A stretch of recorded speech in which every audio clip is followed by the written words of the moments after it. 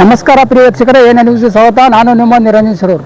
ಬೆಳಗಾವಿ ಜಿಲ್ಲೆ ಪಚ್ಚಾಪುರ ಗ್ರಾಮದಲ್ಲಿ ದಿನಾಂಕ 8/7/2026ರಂದು ಸಕಲ ವಾದ್ಯ ಮೇಳದೊಂದಿಗೆ ಕುಂಭಮೇಳ ಶೋಭಾ ಯಾತ್ರೆ ಹಾಗೂ ವಿರಾಟ ಹಿಂದೂ ಸಮಾವೇಶ ಕಾರ್ಯಕ್ರಮವು ಅದ್ದೂರಿಯಾಗಿ ನೆರವೇರಿಸಲಾಯಿತು.